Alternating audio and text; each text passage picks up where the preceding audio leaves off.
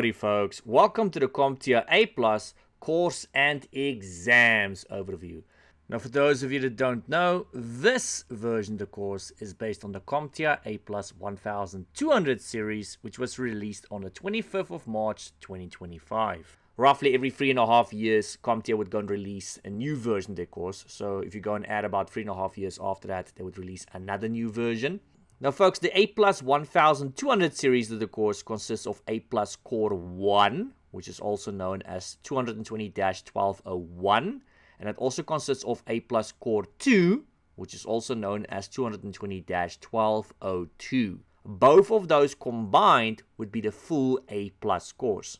Core 1, for those of you that don't know yet, is predominantly about the hardware side of things, and Core 2 is predominantly about the software side of things.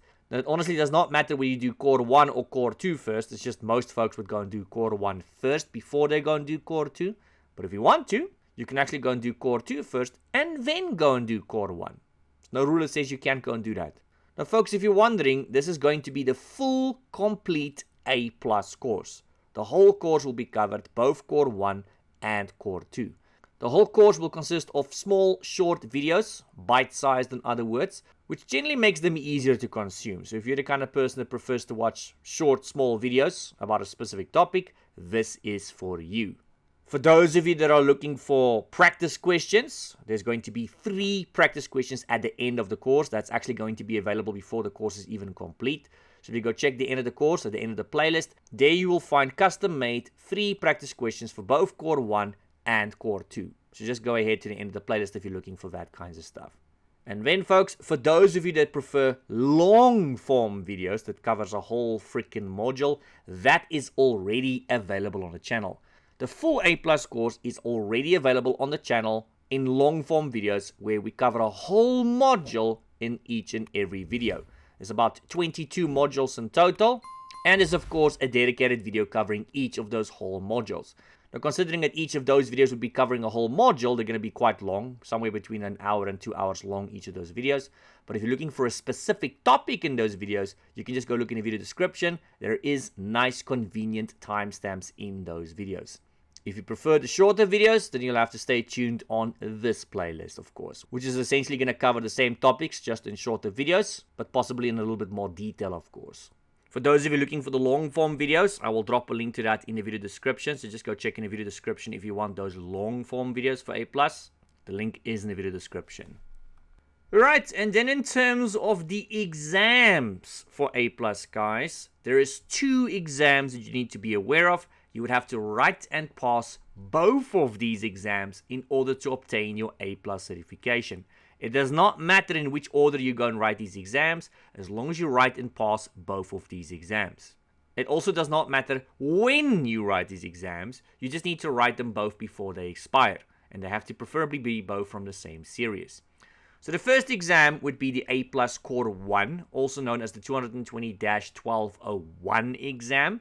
It consists of approximately 90 questions, folks, that you're going to get in the exam. These are completely randomly generated questions. You'll have approximately 90 minutes to complete these 90 questions, and you'll have to obtain a score of 675 out of a scale of 900.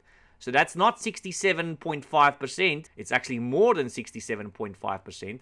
If you go work it out, it'll probably be around 70% odd. And it's something very similar for the Core 2.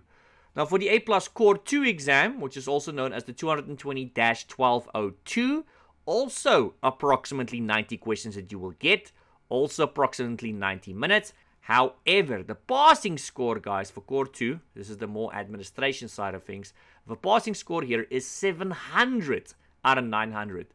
So it's about 25 more than the Core 1. Now just a reminder, folks, you can write these exams in any order.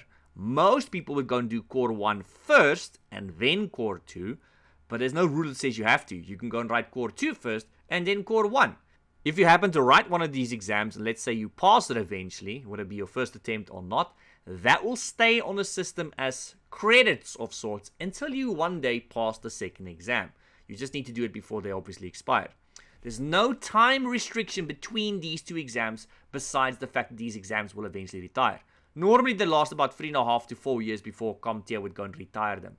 So whenever you decide to go and write one of these 2 exams, just make sure you write your second exam before these exams retire. You have to write them both before they expire. Also, something worth noting here, folks, both exams must be from the same series. So if you're going to go and write Core 1 or Core 2 from the 1200 series, the other exam you write also then has to be from the 1200 series. It's not going to work if you go and write one of these two exams from the 1200 series, and let's say now the exams retire and you want to go and do the second exam in the 1300 series. They cannot be mixed like that. They both have to be in the same series for you to be able to obtain the certification. So if you only write one of them in the 1200 series, and let's say for argument's sake the exams expire, you would then have to go and do both over in the new series. It's a bit unfortunate, but that rarely happens. Now, in terms of what you guys are going to experience in the exam, what kind of questions you're going to get, for the most part, guys, you're going to be getting multiple choice questions. That means they'll give you about 4 possible answers, of which you can generally just choose one. So that will be a single select. There is a couple of questions where they might give you 6 or 8 possible answers, of which you can also just choose one. But for the most part, it's 4 possible answers, of which you can generally just choose one. There are a couple of questions in the exam where you might be required to choose more than one answer. You might be required to go and choose 2 answers, 3 answers, or all that apply. Please always make sure in the exams, guys, that you read the question properly. CompTIA will normally tell you in big bold letters how many answers you need to choose. So if you need to go and choose 3 answers, they'll tell you, choose 3. Or they'll say, choose all that apply. It's very, very important that you read the questions slowly and properly, guys. Otherwise, you're going to lose marks unnecessarily. Something you also need to be aware of, folks, is there's performance-based questions in the exams. They are known as PBQs for short. Some people also call these simulations.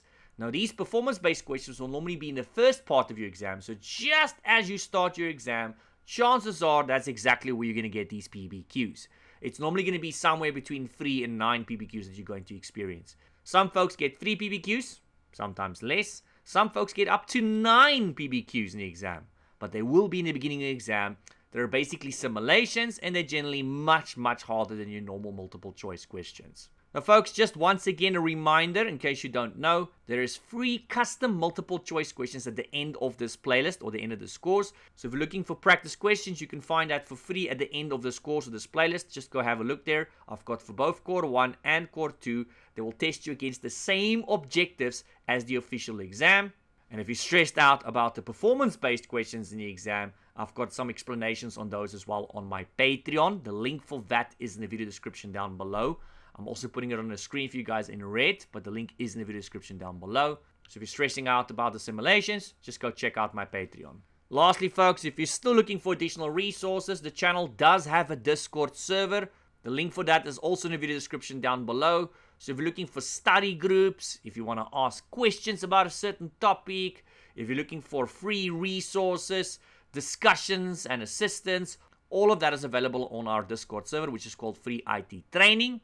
You'll find me there, you'll find other IT trainers there, and many, many other people that are studying the same exam or that has completed the same exam. The channel also has a Reddit, for those of you that are on Reddit. It's called CompTIA_plus.